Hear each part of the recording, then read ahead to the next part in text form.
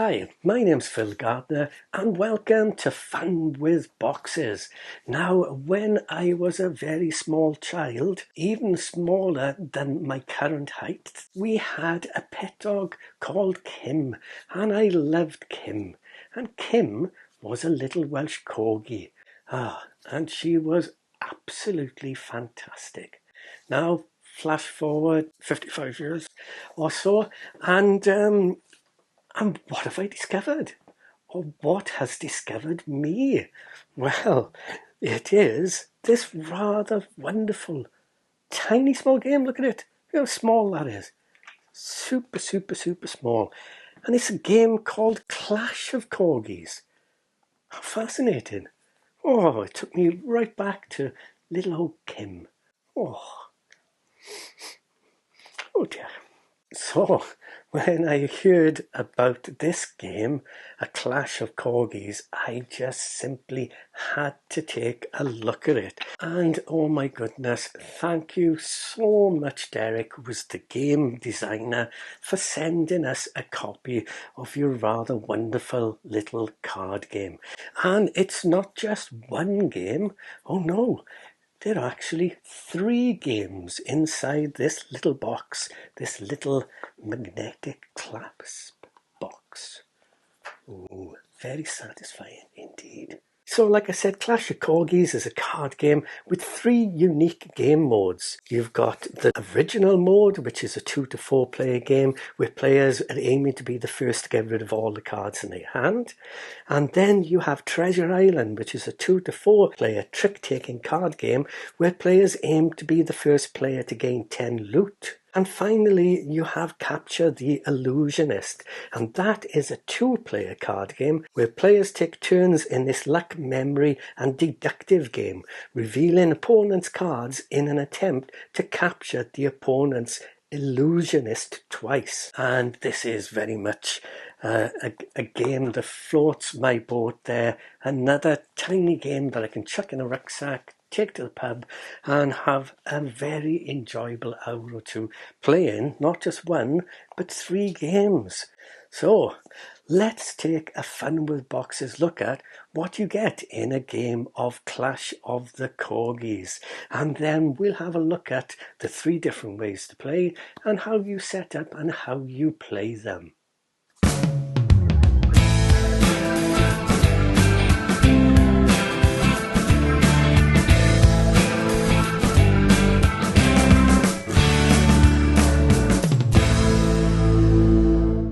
Okay, let's take a look at how you set up and play the original Clash of Corgis. Clash of Corgis Original is a card game where the players are aiming to be the first player to get rid of all their cards in hand. And players will be challenged to keep a strong hand throughout the game and must also consider how to best use their card's special effects wisely in the path to victory. And to set up, very straightforward. You simply take all the cards for the game, remove any of the player aid cards, and then take all the cards for the game and give these, of course, a good old shuffle. And then you would deal each player 12 cards. And I'm going to set up a 2-player game here as an example. And then set the remaining cards to one side. Now we would randomly pick a player to go first, and then in consecutive games, the winner of the previous game goes first. One quick thing to note here before I continue, because this is such a lovely small box card game, and of course the rule book is going to be a small size as well, and because there are 3 games in one, there are quite a lot of different rules, so it's quite small writing on the rules there. So what I would highly recommend you do is pop online to clashofcorgis.com and have a look at the online rulebook, because you will be able to look at the various player aids there for the different card effects for the 3 games. You'll be able to view them a lot easier on your phone or iPad, for example. So that's one thing I would recommend, because the writing is quite small. It's perfectly readable, of course, but I found it a lot easier to download the rulebook and then you're good to go. Okay, so how to play. So players play the game in rounds, and for each round, starting with the first player and then going clockwise around the table, each player takes a turn playing a card combination known as a combo until all but one player can no longer make a combo or chooses not to. Then the player of the unbeaten combo starts a new round, and play continues like this until one player gets rid of all the cards in their hand. So starting a round, if you're the first player of a round, you play any combo known as the leading combo from your hand face up to the middle of the table. And there are 5 types of combo: a single card of any rank, 2 cards of the same rank, 3 cards of the same rank, 4 cards of the same rank, and 5 cards of the same rank. That's a single, double, triple, 4 of a kind or 5 of a kind. And by rank, what we are looking at is the number in the top left of the card. So you could play just this 9 as the leading card, or perhaps I could play 2 1s, or 2 5s, or perhaps even 3 5s. And once you play the combo, that player then activates 1 card effect of the cards played, if possible. And then continuing the round, if there's a leading combo already on the table, you must either beat it or pass. And to beat it, you must play a combo from your hand that matches the same type of combo as the leading combo and has a higher card rank than the leading combo's card rank. And when you choose to beat the leading combo, you must play your card or cards on top of the leading combo. And by doing so, the cards played become the new leading combo. And this will create a face-up pile of cards in the middle of the table. Or you can pass, you announce pass, and you end your turn. Now, ending a round ends when a player plays a leading combo in which afterwards all other players on their turn pass in succession. The player of this unbeaten leading combo gathers a pile of cards from the middle of the table and sets them aside and starts a new round. And play continues round after round until a player gets rid of all the cards in their hand. And that player is then the winner. Now, the card effects, as you can see here, every card has a certain effect, so that when you're playing a combo, you choose 1 card from that combo and activate its effects. So, for example, I could play 2 5s. This is just an example. It's not a guide on how to win the game by any means. But if I was to play these 2 5s, then I'd look at the card effects here, and 5 is a fighter, and I would target the next player and force them to expose a card from their hand, and that card cannot be played this round. So my opponent would take a look at their cards to see what they have. Now, because of my fighter, they're going to have to play a card face up in front of them, exposed. That card will still be in their hand or classed as in their hand, but it's exposed and the other players can see what cards they've got. So, for example, they'll expose their 7 card, and in reaction to these cards, they will play 2 8s. So now the combo, the leading combo, is 2 8 rank cards. And they would have a look at 8 on the card effects, and they can see that's a berserker and causes panic. If a player chooses to pass on their turn while this card is part of a leading combo, that player must expose a card of their choosing. So it would come back to be my turn. If I could not go, then I would have to choose a card from my hand and expose it. It's not actually in play, it's exposed and still part of my hand. Now, in this case, I've got 2 wild cards. These are the star cards, and they're called Illusionist cards. And this card can beat any rank. And once played, this card copies the rank and the effect of the previous leading combo. And the wild cannot be used in combination with other non-wild cards.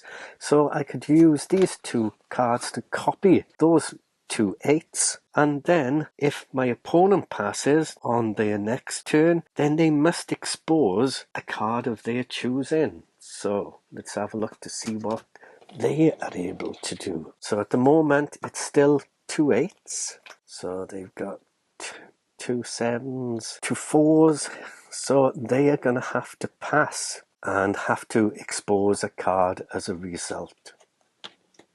Now that's an example of play, but remember a round continues until everyone bar one person has passed. So in a two-player game, as soon as a player passes, that would be the end of that round, and the winner of that round would lead another round. Okay, so let's take a look at how to set up and play Treasure Island Clash of Corgis. And this is a card game where players are aiming to gain points, or loot as it's referred to, by building a party of fighters to defeat foes.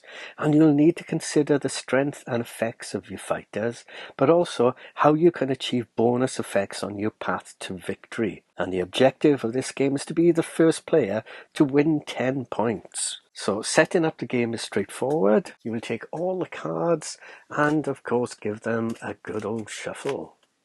And then you would deal 3 cards to each player's hand. So if I set up a 2-player game, and then place the remaining cards into the center of the table. Randomly pick a player to go first, and then for consecutive games, the winner of the previous game will go first. So, how to play?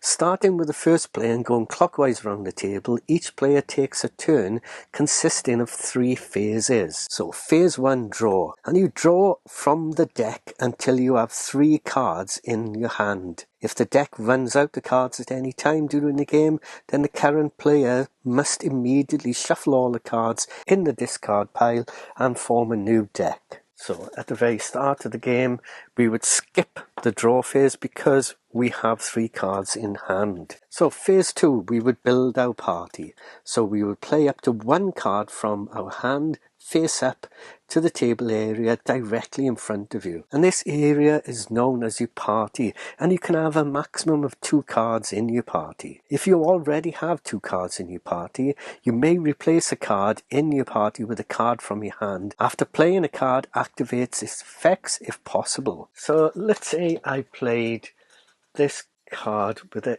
8 rank, and checking the card effects there, I can see that this is the intimidation, and we would target any player, and that player must reveal their hand to all players and discard their highest ranked card. And if there's a tie, you can choose which card is discarded instead. So let's have a look at that. Well, there's 2 cards there, so 2 9s, so they'd have to discard that card into the discard pile. And now on to phase 3, which is in 2 parts. Phase 3A is fight. And to fight, you must have at least 1 card in your party. You may declare and take 1, 2 or 3 cards from the top of the deck, keeping the face of the cards hidden from all players, including yourself, and lay the cards face down into the middle of the table.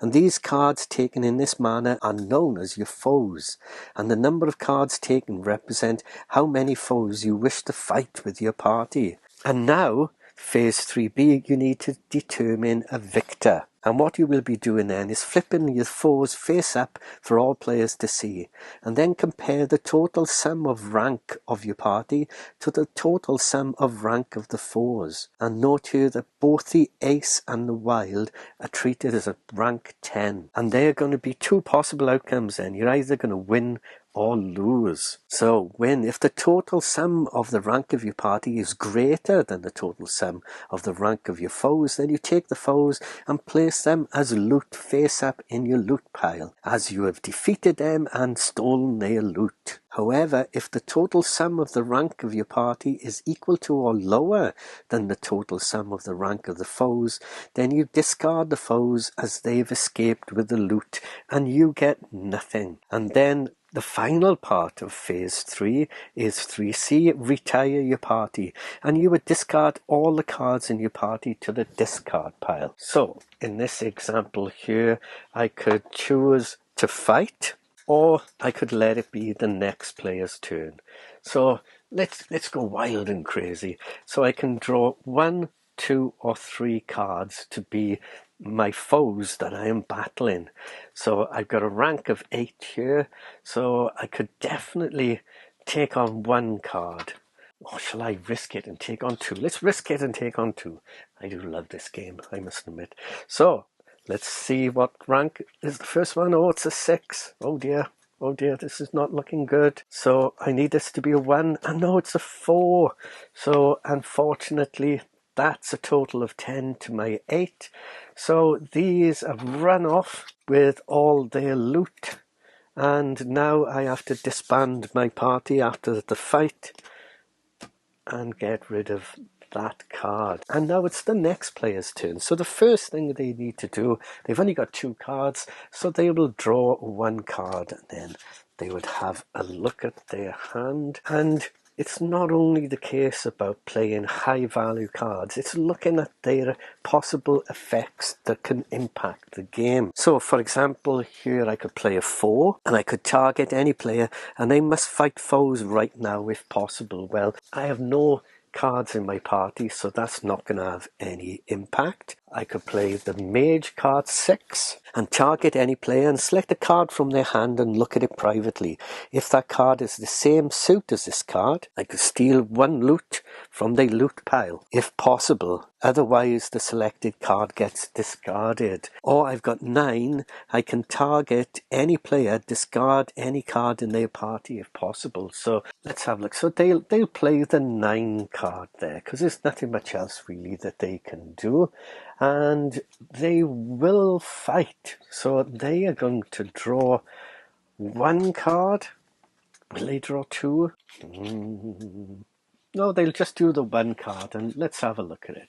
And it's a 10 value card. A star or an ace is a 10 value card. So, unfortunately, this one has run away with their loot, and they discard their card. And then it comes on to my turn. So I would draw a card, and then let's just play this ace as a 10-point value card. And what I'm going to do is I'm going to reveal 2 monsters, because I'm feeling lucky, and I've revealed a 2 and a 1 for 3. So I've got 2 loot here. So I'll keep these face up here to show I've got 2 loot, and discard my party, and then it's on to the next player's turn. And so the game would play until 1 player is the first to reach 10 points. One thing to note about the Treasure Island game is there are some bonus effects that can be granted during the fight phase of your turn. And this is when 2 cards in their party both share the same rank, known as a double bonus, or the same suit, which is known as an earth, water, fire, wind, or void bonus, dependent on the suit of the card in play. And here are the bonus effects here, so don't forget these when you play. So for example, if you've got the water bonus, so if you played 2 cards of the same suit in your party, you increase the rank of any card in your party to 10. Or the fire bonus there, reduce the rank of a foe to 0. So these are very, very handy indeed. And then the double bonus, you would multiply the sum of the rank of your party by 2. So a party with an ace and a wild do not get a double bonus, but a party with 2 aces or 2 wilds will. So you're going to find those very handy indeed if you're able to be granted the unique bonus effects during your fight. And that's how you play Clash of Corgis Treasure Island.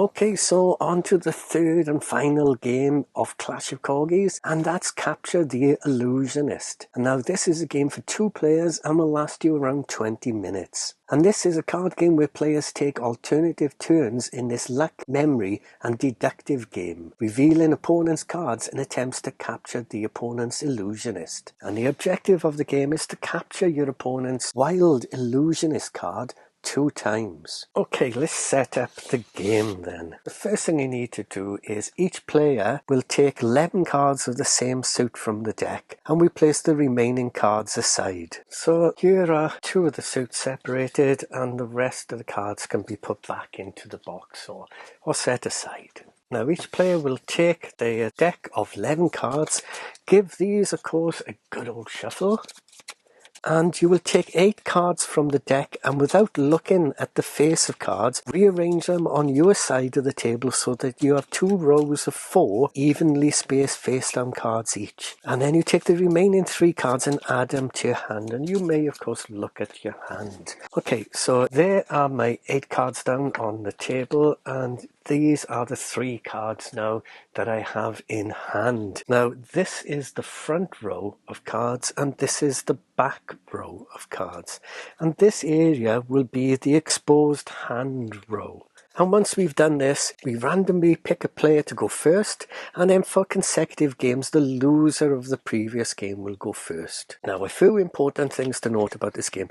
Players are not allowed to look at the face-down cards or rearrange cards on the table at any time, unless a card effect or ruling says otherwise. And there are 3 unique card positions, and that is hidden, revealed, and rested. Now, a hidden card is a card that is hidden to the player, and that can refer to both a face down card on the table and also a card that is in the player's hand. A card in the exposed row that changes to hidden is moved to the player's hand. So revealed. Revealed is a card that is face up and vertical on the table. So when a card from a player's hand is activated and revealed by an opponent's card effect, the card is placed face up revealed to that player's exposed hand row. So in effect, cause this to be revealed, then it's going to be placed face up to the player's exposed hand row. And rested. Rested is a card that is face up and horizontal on the table. And when you've activated a card, change that card's position to this position. Cards in this position cannot be activated unless a ruling says otherwise. So these will make a little bit more sense when we go into how to play the game. And so how do we play? Well, starting with the first player, each player is going to take a turn, and a turn consists of 3 phases in the following order: Insight, activate a card, and cool down. Okay, so Insight. You may privately look at a hidden card on the table belonging to you, and then return that card face down to its original position. So, for example, we could take a look at this card so we know that this card is a 4. Put that back down because we don't show our opponent that. And now we can select a card that you wish to activate, either from your hand or table that is not rested. So by rested we mean, for example, we wouldn't be able to use that card because it's rested. So if you're going to activate a card from your hand, you would place it face up, revealed, into your exposed hand row. However, if the card you can activate is hidden on the table, you would place it face up, revealed, in its same location on the table, and then activate that card's effect if possible, and then change the position of that card to rested.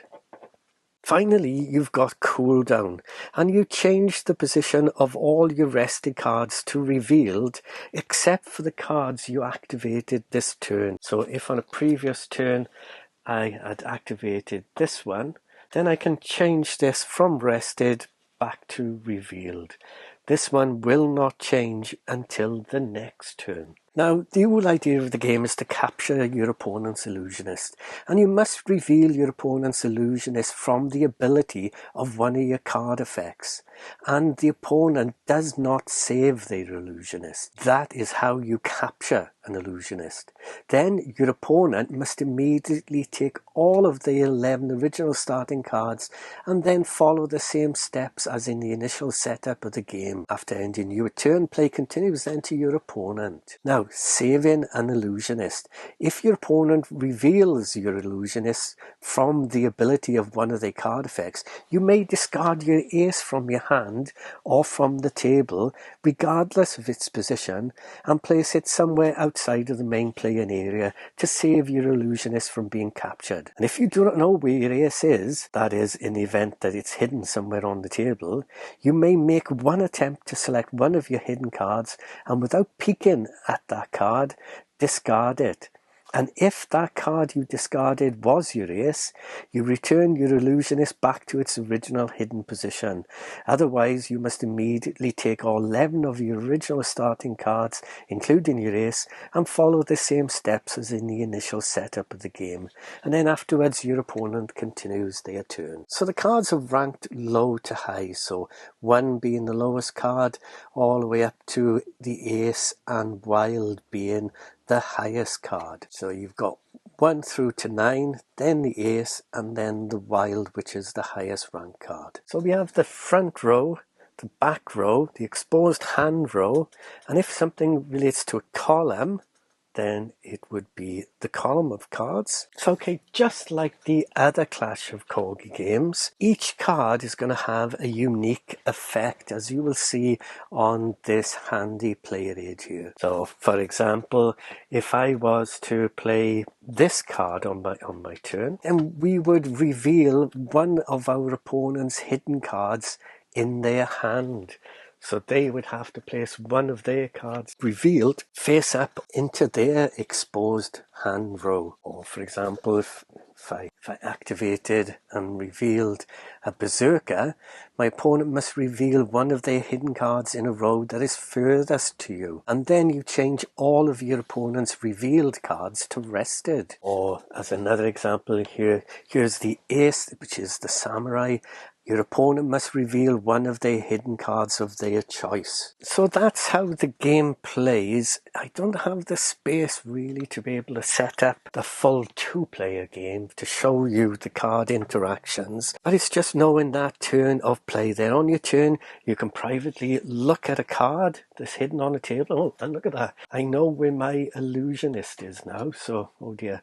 I hope my opponent doesn't find them. And then you can select a card to activate from either your hand of cards or any card that is on the table that is not rested. And it could be one of your face down cards or one of your face up cards. And then once you've activated your card, for example, this one, you would change it to its rested position, and then in the cooldown phase you would change the position of all your rested cards to revealed, apart from the one you activated this turn.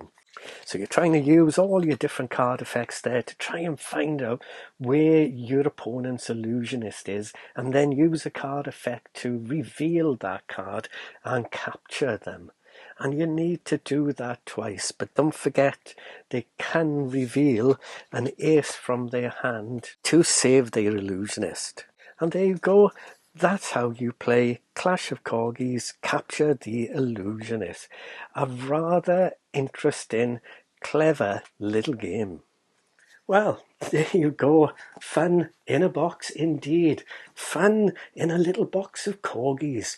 Ah, how devilish do these Corgis look, and how wonderful do they look as well. Wow. Well, I love this sort of game, and the fact that you can play 3 quite different games with just this one deck of cards. Absolutely incredible. Really, really good fun. And we certainly had a ball playing this.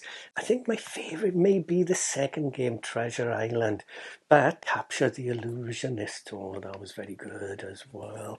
Oh, and to be honest, it'd be worth getting for either of the games that are included. And the fact that you get 3, well, that's just the icing on the cake. And there you have it, Clash of Corgis. Look it up if you fancy the look of this game, because it is a great deal of fun indeed. Well, I do hope you enjoyed taking a look at these 3 games with me. If you did, please consider hitting the old like button, and also hit that subscribe button too, if you would be so kind. And as always, thanks so much for watching.